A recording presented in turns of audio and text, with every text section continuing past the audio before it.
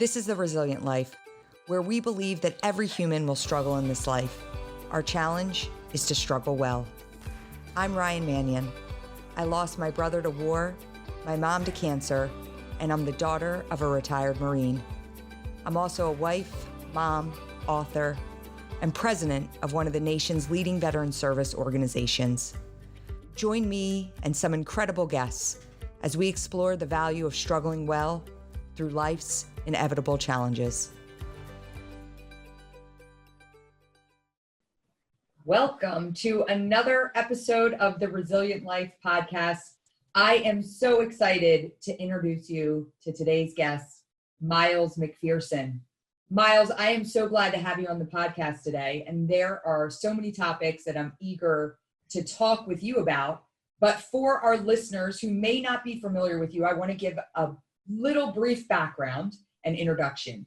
You are the lead pastor of the Rock Church in San Diego, which I have read and heard from members of your congregation is one of the nation's largest and most diverse churches.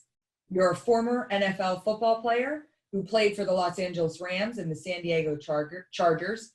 And at one point, you struggled through some challenging times, including a cocaine addiction. You are also a husband, father, grandfather, and the author of a few books, most recently, The Third Option, Hope for a Racially Divided Nation, which I am so excited to get into. Miles, welcome to the Resilient Life podcast. I'm so honored to be here. Nice to meet you, Ryan. And I got cut by the Rams. So usually when guys tell me they played, I always ask them, did you make the team? And they say no. And then I say didn't play. So I just got signed and tried out, but I got cut, so which means I got fired. But I appreciate the shout out. So you played for the Chargers, if that's correct. You played for the Chargers. In technical terms, it's like so many guys with the Navy SEALs. I've met so many guys who said, I'm in the Navy in the SEALs. I said, so you went through BUDS? And they say, well, I flunked out. I was like, oh my God. You know what I'm saying? So that's the equivalent. Then that's a bad equivalent. You don't want to hear guys saying that. You don't want to hear guys say that. I get that. Oh my gosh. Well, welcome to the podcast. We're so excited to have you.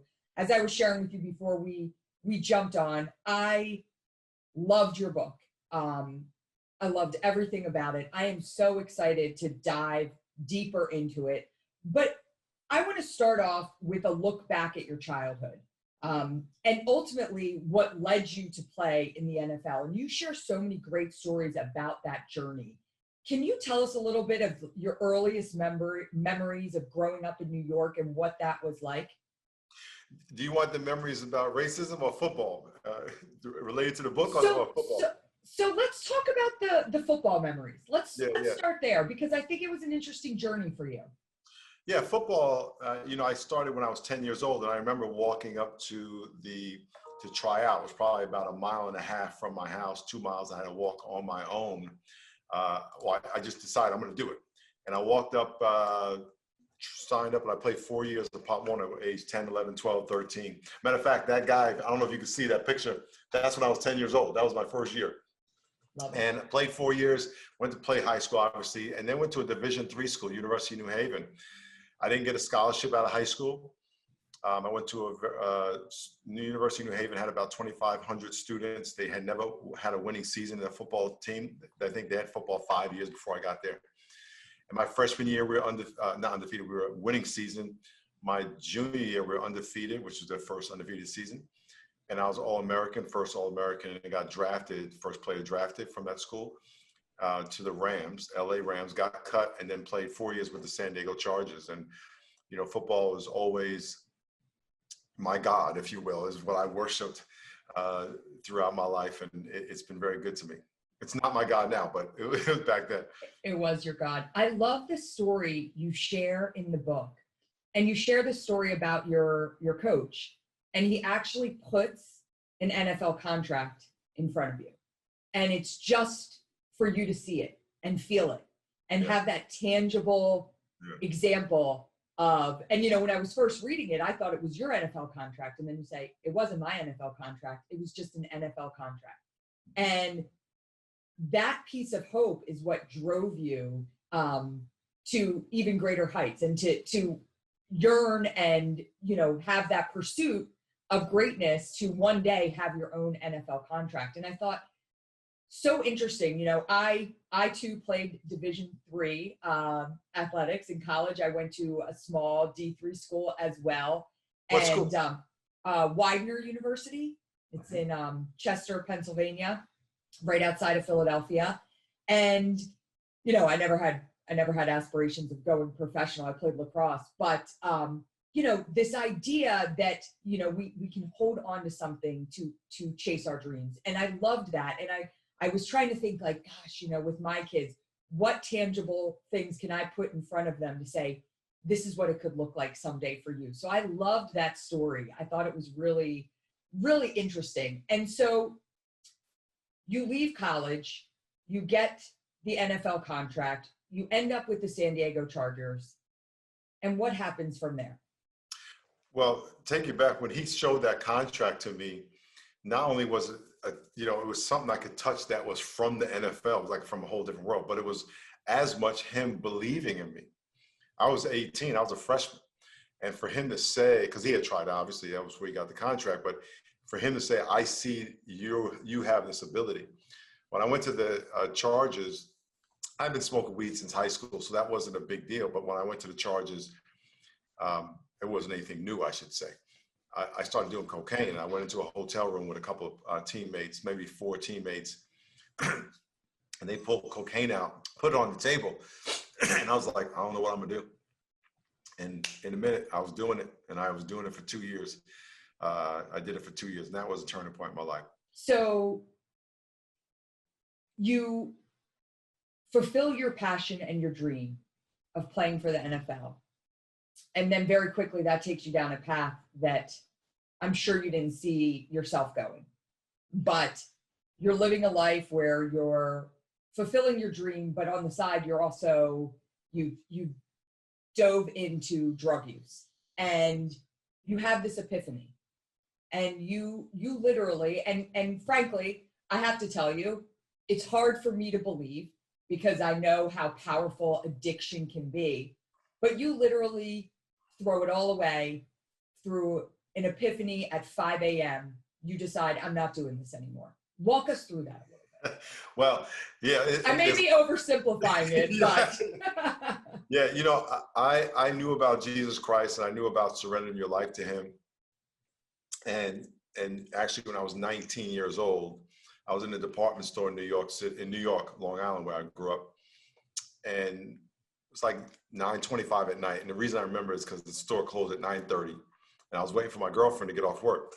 And all we did was smoke weed, get high, and have sex. I mean, it was, you know, you're a teenager, and that's all you think about. And these 2 hippies walked up to me looking like Charles Manson. And I remember them catching my eye because it was a black neighborhood, black store, the whole store was African-American people. And these guys were, you know, not from that neighborhood.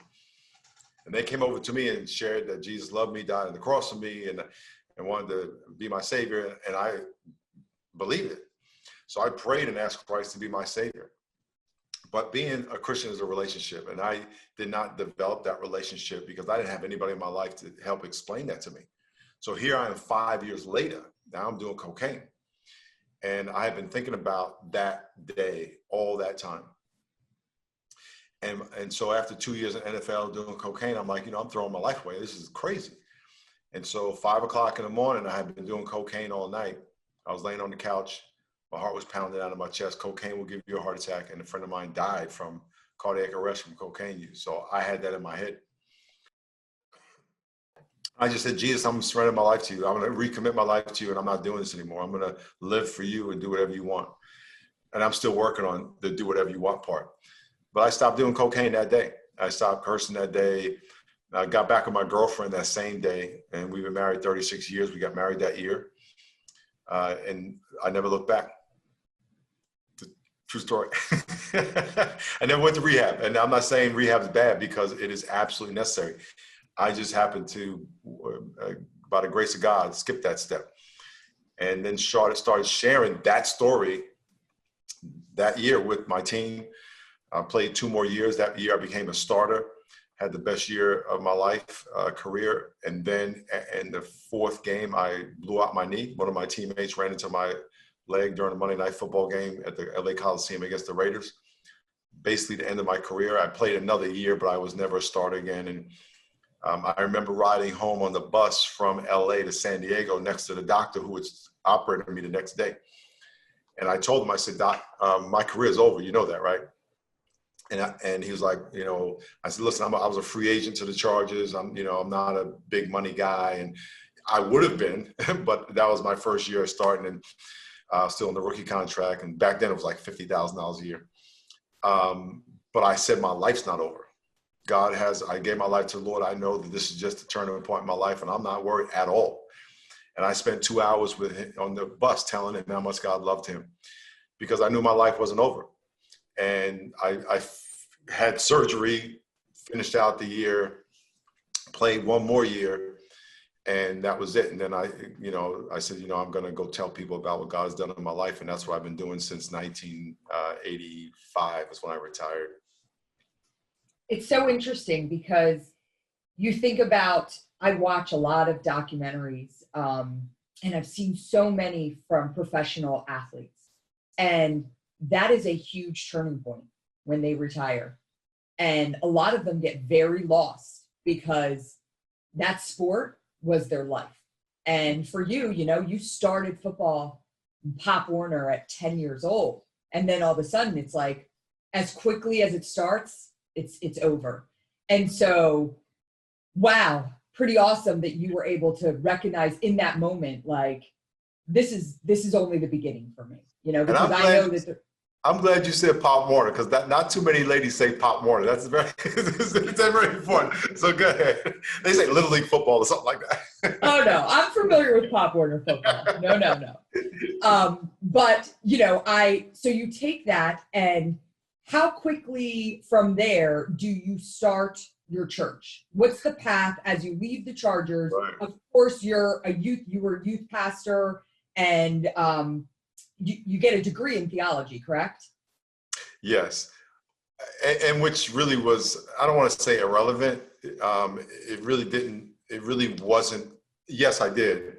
But what was most impactful after I walked away from cocaine and the club scene and all that stuff, immediately I started sharing with my teammates. I started going to high schools, prisons, wherever I could share the story I just shared with you. And I did that thousands of times. And then I had my next door neighbor who was 16. His brother got arrested like 5 o'clock in the morning one day. We heard all this commotion outside and the cops were there. And later that day, he was sitting in the car, his dad's car, by himself. And I really didn't know the kid, but I called him over to the house and said, hey, here's what someone said to me. And he accepted Christ. I said, go get your sister.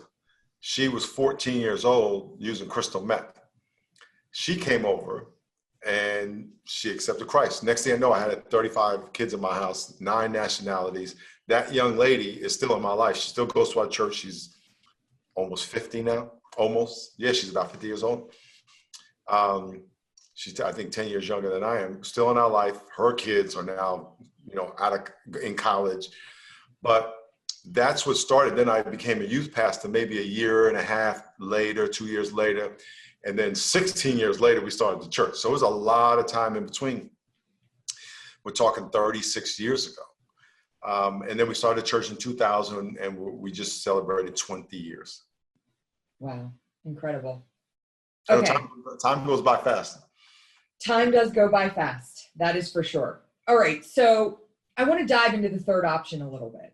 And you have to forgive me up front, because there's not going to be this is just a stream of consciousness of notes that I wrote and places I marked down of things I want to talk to you about. So there's no rhyme or reason to how this goes, but these are all things that really, for me, at reading the book, with everything that's going on right now within our nation, I thought not just timely, but so important. So the first thing that I wanted to share with our audience and with you to talk a little bit more, it actually comes from your introduction. And it's when you start to talk about what the third option is. And so I think important to put out there, and we'll dive into it a little bit more, but you offer the third option as honor, honoring each other for who we are as individuals. And we'll dive into more of what that means. But that is what the third option is. But one of the things you write is that culture pits one group of people against another by promoting a zero-sum game mentality that says, you must lose in order for me to win. And I read that, and it was exactly and is exactly what's happening right now. It is one group against another. And it is the lose-win mentality. Whose side are you on? Where do you stand? I think social media only heightens this to a really elevated and unhealthy level. But you didn't write this book last month.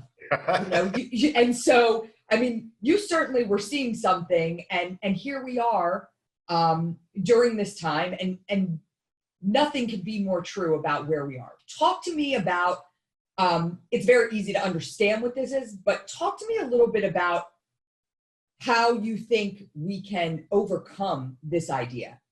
Yeah. First, let me tell you, a lot of smart people, smarter than me, helped me write this book. And when I started writing it, so much of what's in it, I didn't know. And as I started writing it, I realized what I didn't know and started reaching out to people who deal with diversity training and et cetera, and sociology. And it was so enlightening for me to write the book. But in our culture, we have us first, them culture. It's you're for or against Black Lives Matter, you're for or against. You're for or against defunding the police, you're for or against kneeling, you're for or against Republican or Democrat. And everybody feels like they have to pick a side. And if you pick one side, you're going to be canceled by the other side. Or if you pick a side and you agree with the opposite, you're a sellout. So people feel trapped, and some people are very strong on their side and they disagree with everything on the other side, no matter what the other side says, even if it's something that's good. Or people just don't say anything. And so we're stuck in this state of division and animosity. And the third option, though, instead of this side or this side, is that we honor what we have in common, because we are more similar than different. Every single one of us. You and I, you live on the East Coast. I live on the West Coast, even though I'm from New York and love the East Coast. And I can hear your accent, so it's making me warm inside. You're a woman. You have blonde hair. You're white. I'm not. You see all these things, but you and I have more similarities than differences. You're a parent. You're a spouse. You're a human. You bleed red. I'm sure you love your sleep, and I'm sure you love your food, and I'm sure you love your pillow. Can I get an amen? Amen. And you're made in the image of God. I could talk 100. You're an athlete. You're devoted. You work hard. You want to look good. I see you got your everything worked out with your braids. I can go on and on for all the things. And if you and I could just celebrate those things, guess what? We're friends. And here's the other thing. It's not that I'm trying to make you like me and you or me like you. Is that the unique way you do what you do brings value to my life, and vice versa. I'll never have braids like that, but I want my hair to look good, right? But so I think the third option is that we give honor or place value, which giving honor is, and you're in military, you know honor better than I do, is that we place value. And let me divert for a minute from the military. My dad was in the military. We've done funerals at our church. We have we have 7 campuses, but one of them, the main campus, has 3,500 seats in it. And we've done 7 line of duty deaths for police and military. As a matter of fact, when the 18, forgive me if I get the number wrong, but I think there were 18 Navy SEALs that died in a helicopter crash. There were 30. Was it like 7 or 8 years ago? Yeah. We had a memorial service at our church. Wow. We had 2,500 special forces in our building in one room. And I got chills right now. We did that, and we also did several police officers who were killed that had served in the military. And as you know, you're a Marine daughter. When you die as a Marine, which is so emotional, brings tears to my eyes, that your body's not under guard until it's in the ground.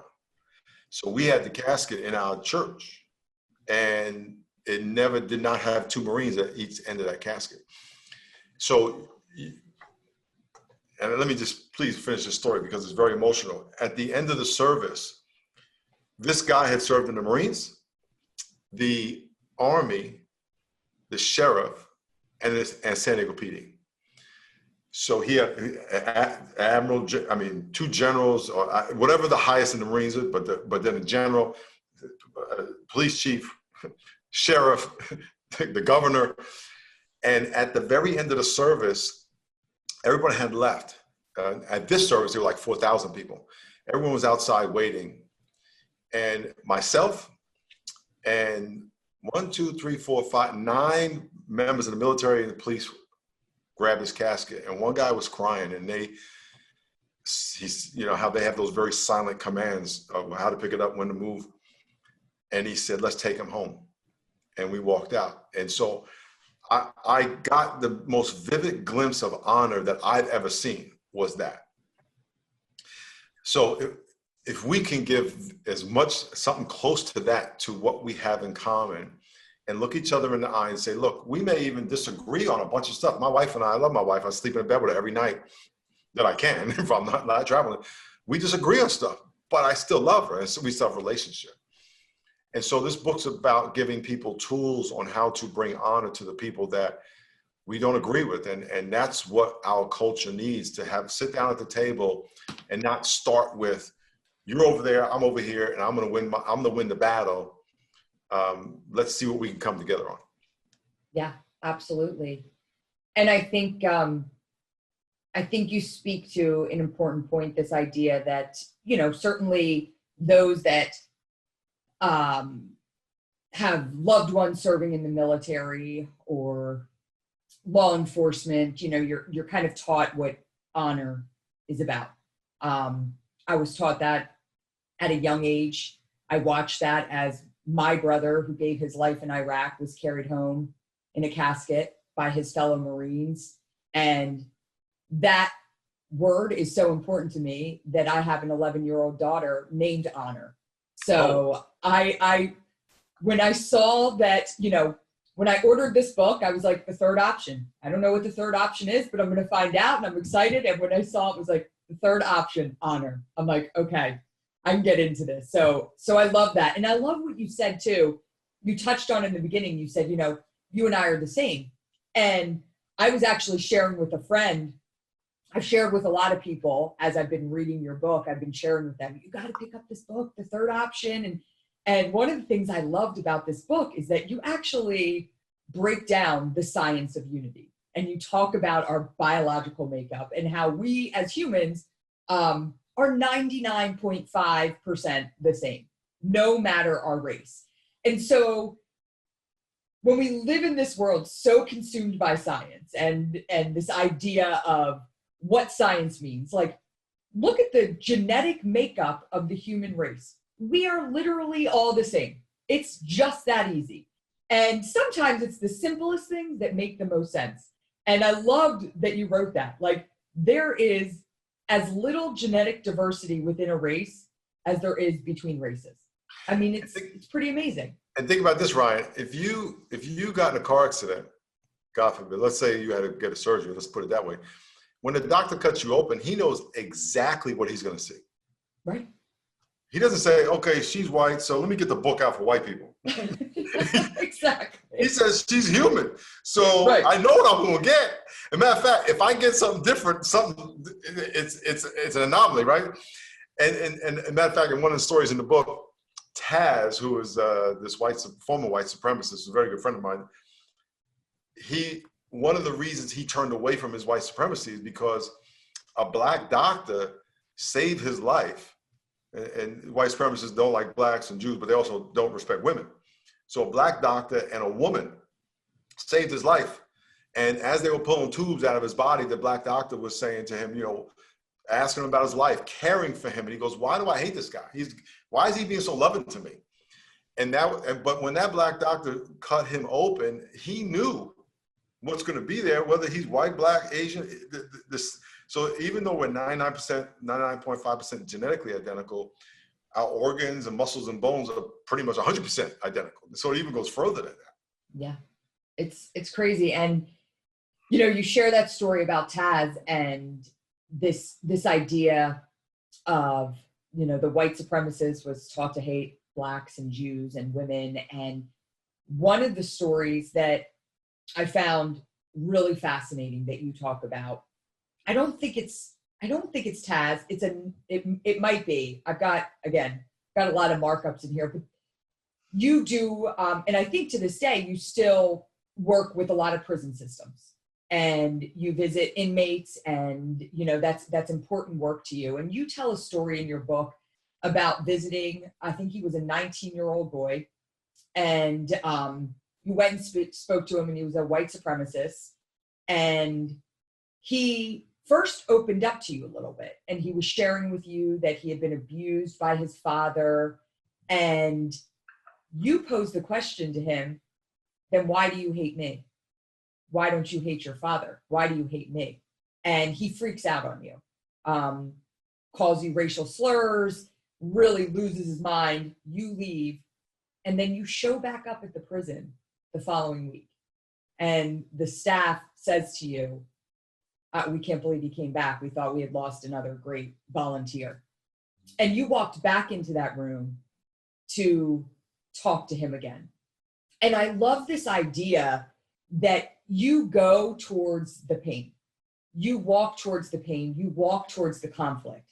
It's so easy for us as individuals to turn a blind eye and say, if I don't see it, it doesn't exist. If I'm not a part of that, I don't have to deal with the pain that comes with it. And I love that it is outside of this story, it is a common theme with you that you go towards the pain. Like you really, and I think that's a little bit of the motto for your church too, right? It's, I read it somewhere. We move on your church's website. It says we move towards the pain. Talk about that a little bit. Like, why is that important for us in society to move towards the pain? Well, Jesus said that we're the light of the world, and light is only useful in darkness. And Jesus came to save people, help people, love people, encourage people, deliver people who are captive in their own depression and loss, addiction, etc. And man, on April 12, 1984, I was using cocaine, smoking weed, couldn't keep a relationship going. I was lost. I was in the NFL and I was lost, as all lost can be. And I said, God, I'm sorry. And he said, okay, let's move on. If he could have said, man, we got a lot to work through first. You done this. I mean, we got 24 years of garbage to work through. And he didn't, he said, I love you, and let's move on. And so, I can never repay that, but I can express that same kind of love and forgiveness to other people. And that's what we're called to do as believers. We're not, a lot of people look at Christian, I go to church. That's not what it's about. No one goes to a football game to see the huddle. You go to see the play. And so when we go to church on Sunday, that's the huddle. We're getting equipped, we're getting instructions, we're getting motivated, but what do you do when you go outside the church? And that's why a lot of people call Christians hypocrites, and rightfully so. So it's about living it out. Our church is about that. I'm about that. I don't do it perfectly. We don't do it perfectly, but it's absolutely what the gospel is all about. And even writing this book, I'm gonna tell you, Ryan, I started this book maybe 4 years ago. Took me a year and a half to write. I can't remember, but I was scared the whole time. I mean, I was like, I had white people saying, you better not write this. I had black people saying, you better write this. And, you better say this, you better say this, you better say this.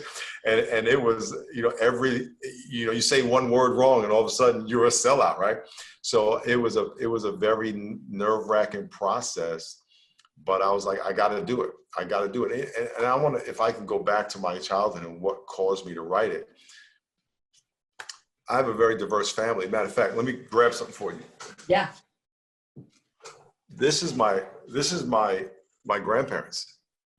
It's my grandmother and my grandfather in Jamaica, West Indies. She's half Chinese and half black. That's my dad.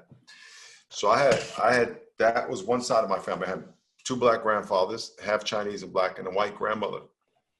And my white grandmother, who also lived in Jamaica, was sent out of Jamaica, West Indies to Jamaica, Queens, so she wouldn't marry black Jamaican. They didn't want to marry a black man.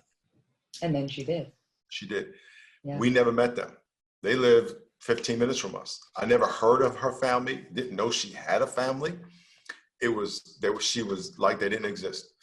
But we had her, and that's all I knew and all I cared about. And then I had Grandma Sybil right here. And I lived in a black neighborhood, went to school in a white neighborhood, and I got harassed in the white neighborhood because I wasn't white. Got harassed in the black neighborhood because I wasn't black enough because I was mixed. But my family was diverse. My football teams were diverse. And then when I was 8 years old, Martin Luther King died. He was killed. And I remember feeling how unfair it was that they would kill him, because at that time, I mean, everybody knows how important Martin Luther King was and is. I was like, well, what are we going to do now? And literally, for all this time, I've had this little voice in the back of my head, like probably every other African-American guy on the planet, I got to do something. And so when I had the opportunity to write this book, it's like, how can I help people get along? Because I had seen people get along. My family, football team after football team after football team. And football is the greatest metaphor of how this country can be fixed. You have people from all walks of life.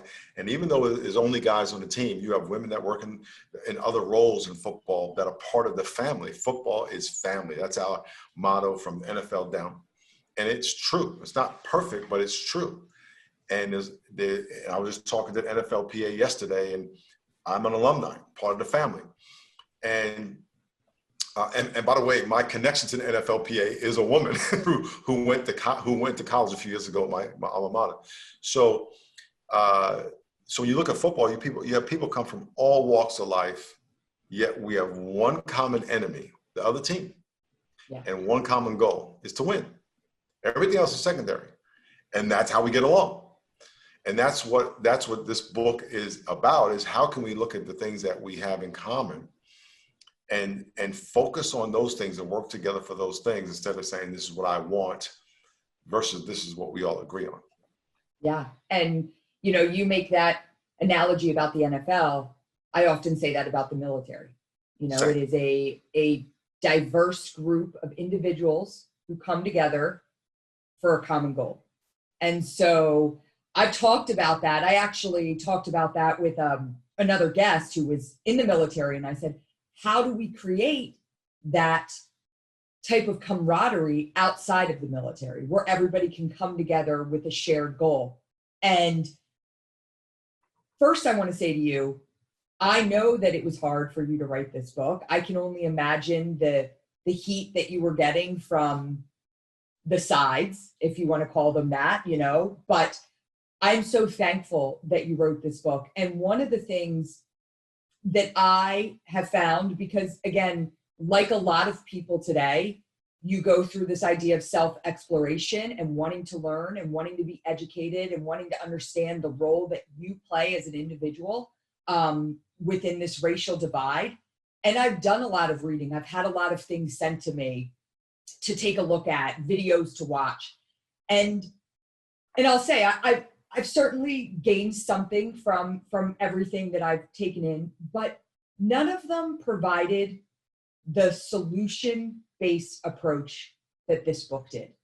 And it really did. And, one of the things you say, and, I'm getting, it's in the beginning of the book, but you say, if we're going to overcome the racial divide in our culture, we must first understand both the nature of our division and the potential for unity. We must acknowledge that different shades have different experiences while recognizing that we all share the same desire to be honored for who we are. And again, it gets back to that whole notion when you talk about our genetic makeup. What you said here was not some profound, oh my gosh, it's simple, but it's so simple that it's brilliant. And in the mess of different opinions today, you're not hearing a lot of solutions of this is how we combat the problem. It's a lot of like, join this side or join this side, but no, this is how we work together. And so I'm reading very little snippets from your book, but overall, that's what your book is about. It's about putting a solution out there for people. And that is what I loved so much about it. So again, big appreciation for putting it out there. Yeah, I would say to your viewers, every chapter has 3 questions at the end that you can discuss. And their basic principles is not based on, okay, white people get over here and black people get over here. It's not that. As much as 2 different fictitious groups that I set up based on what one group is a prep school students and another group is a state school students. And so we use these principles based on those 2 groups. But these 6 sessions are going to teach people how to understand blind spots, how to understand grouping, how to understand how they label people, how to have race conversations, and walk them through all those lessons. Because a lot of times, even when you read something, okay, now what do I do? Well, here's an opportunity to actually listen to me teach about it, read about it, discuss it, and then go do it. And then have homework. Matter of fact, one of the homeworks is that during the week to write down all the negative labels you hear the media and your friends put on people. Because if you put a label on someone that's less than neighbor, brother, or sister, you dehumanize them and you limit how well you can love them. And so this e-course is even more a better tool than the book, and an added tool to the book to help you understand and learn how to do this. All that can be done, got at milesmcpherson.com. They can find that information at milesmcpherson.com and download it and buy it. And we'll link to that too on our YouTube channel for everybody. Okay, so I have kind of a hard question for you now. And it's something I found through reading this book. And I say hard because I think it's, for me, it's something that I thought about a lot while I was reading it. I thought about how I would approach, I have a staff of almost 60 employees at my organization. Was this the right book to approach with for them? You write, my hope is that we can shift our focus away from merely avoiding saying or doing racist things to become lovers of people. And I love that. When we focus on honoring others as our mission in life, differences fade. Prejudice becomes a foreign concept.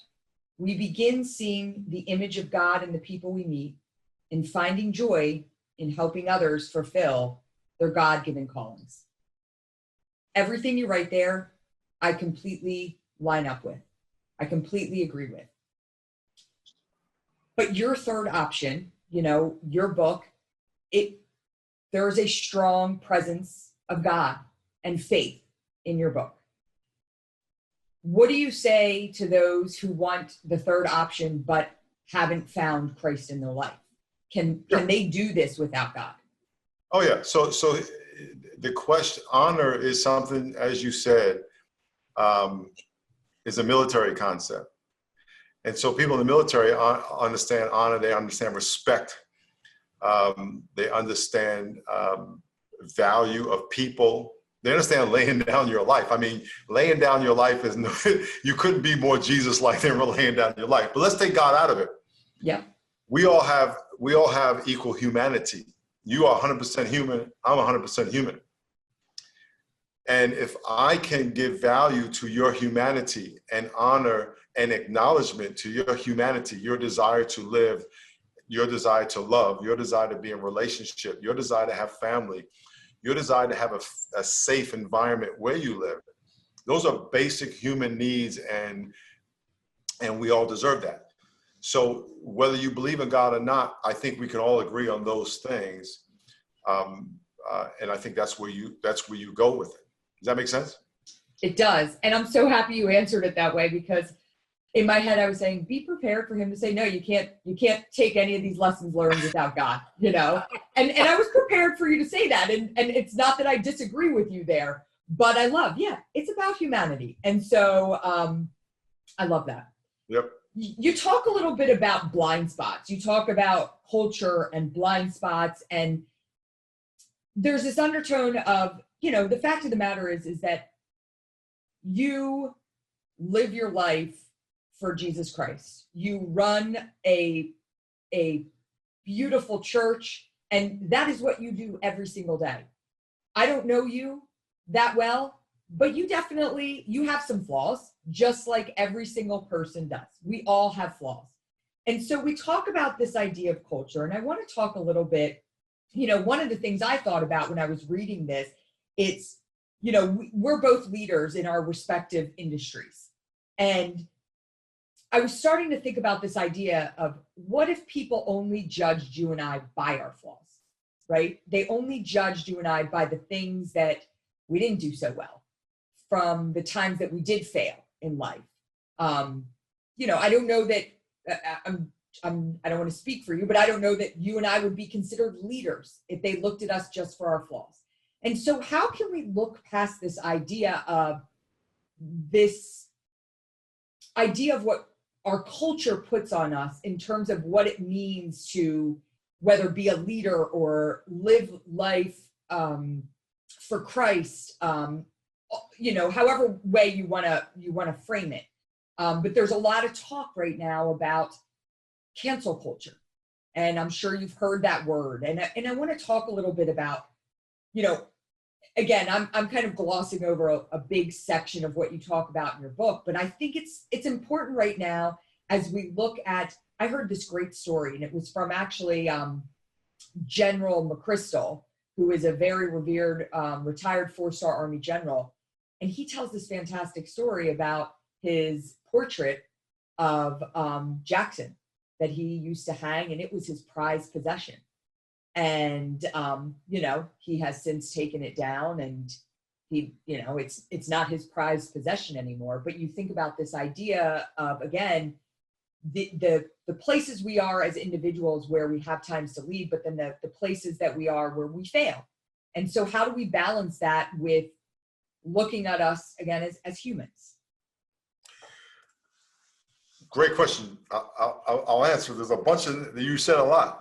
I know, I said a lot. I went off on a tangent there. I apologize. So I'll start with the original idea of the blind spot. And this is the only concept in the book that I have 2 chapters to. A blind spot is not knowing what you don't know. And all of us, 100% of people on the earth have blind spots.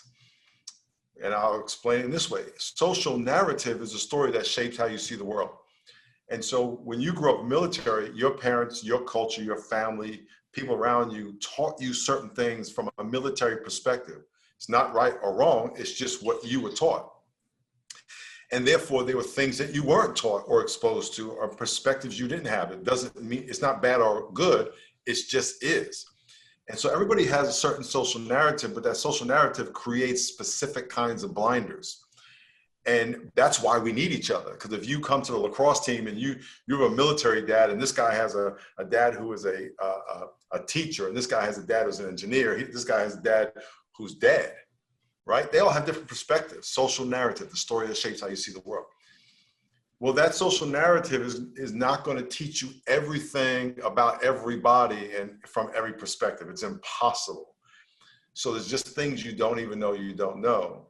Now, not knowing those things aren't necessarily bad, but that's the idea of blind spots. When it goes to flaws, we're all imperfect people. The Bible calls them sinners. It's exactly the same thing. Nobody's perfect. That's all that means.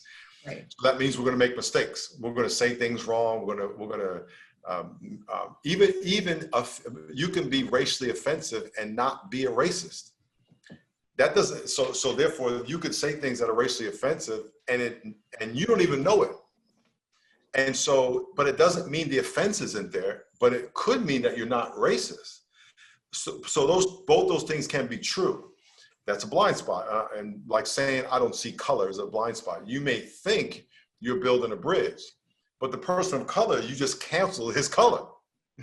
Well, it's funny too, because there are a lot of people within the military that I have heard that say, I don't see color. You know, when all this came up, I don't see color. And I know 100% they don't mean anything other than the fact that I see you as my brother, that we stand together and we fight a common goal together. We go back to your original thing, blind spots, we go to flaws in leadership, because I want to make sure I answer your question. Yes.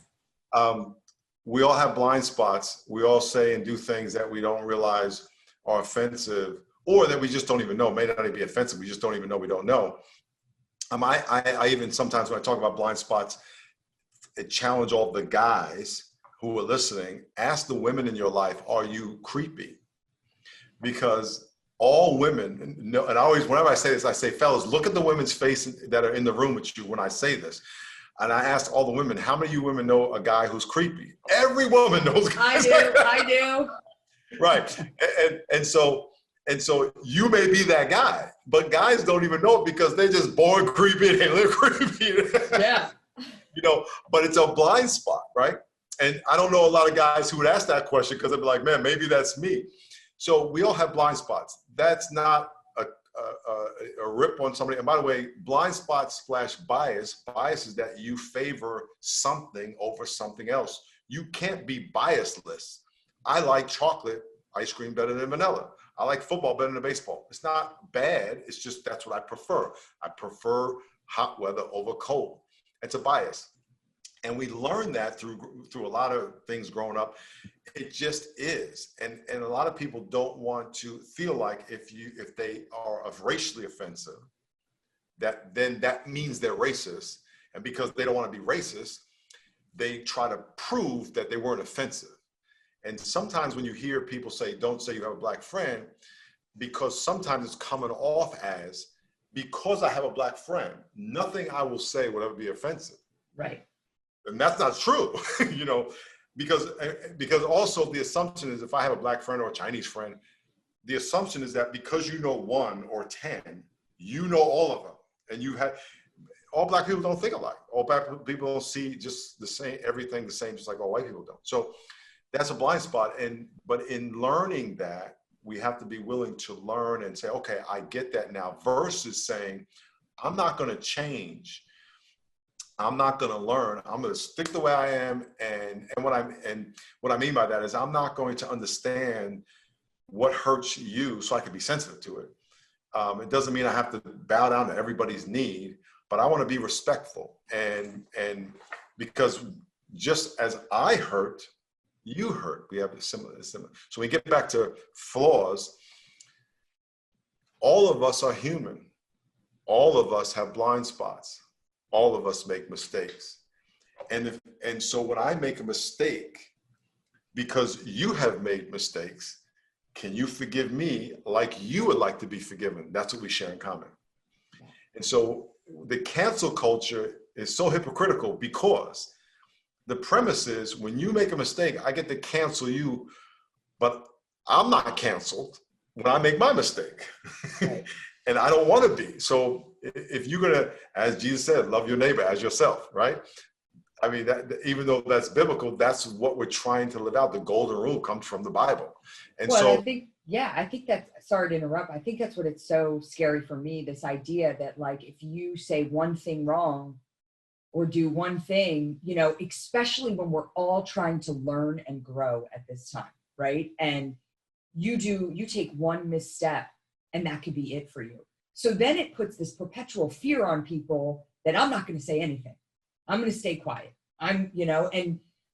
So that's a really scary place for us to, I think, to be as a country, that we can't do anything because we're so afraid, because if we do fail, not only will that failure be on us, but we will be crucified for it.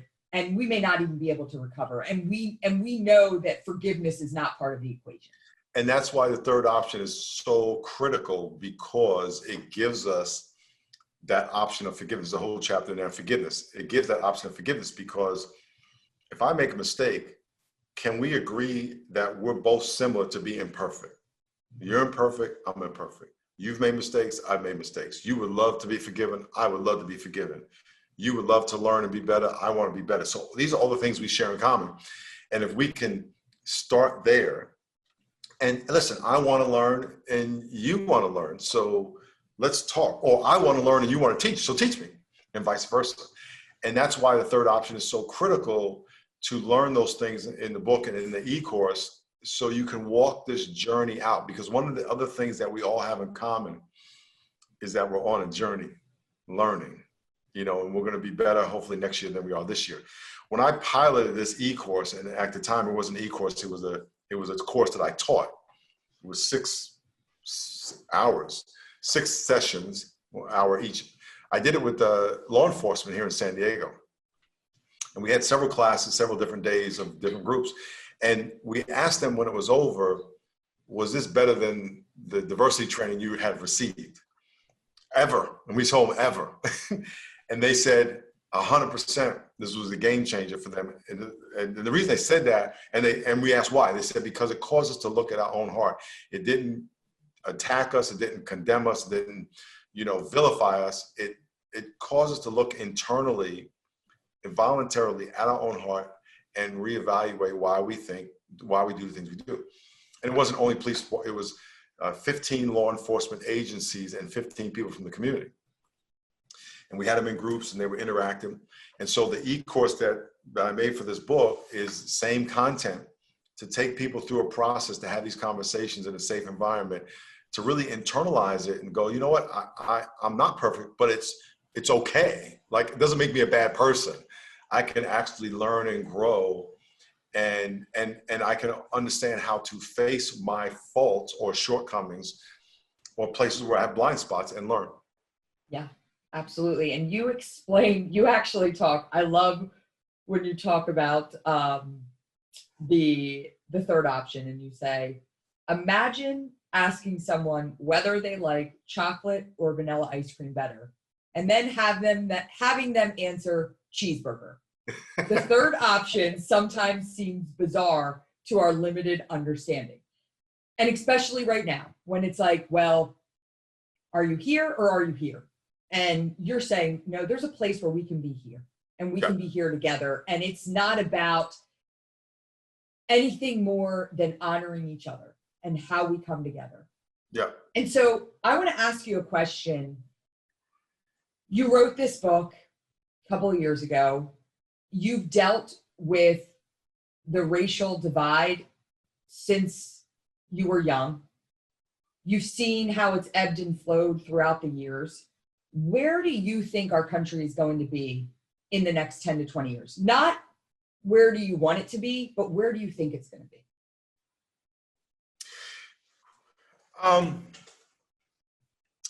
There's a lot more to that question, because there's other forces and other issues that are going on in our country right now other than race that I think are even bigger issues that are going to impact where we end up. But I think, I don't know. I don't know. I give you a reason why. Before George Floyd, I wrote the book, came out 2 years ago. I wrote the book, and at that time, there was Charlottesville. We just had the election, and things, every month, something would happen. I'm like, we got to have it out now. And then I started getting invited to churches that I know a year or 2 years before that, they would never have someone talk about race. And then since the 2 years have gone by, George Floyd happens, and for about a month, people really want to talk about it more than I've ever seen in my life. And then the last month, it's been the opposite. It's worse. I think there are a lot of people who are a lot more dug in against talking about it because of cancel culture, because of, getting vilified. And I don't know where it's going to go. I don't know if people are going to dig in so much that they're going to say, I'm done with trying, which is very disheartening. So I don't know. I just know that what I'm committed to is this message. And what I'm going to be committed to is getting this message out to as many people as possible. I have started an organization to get this out. The e-course is the first step of that.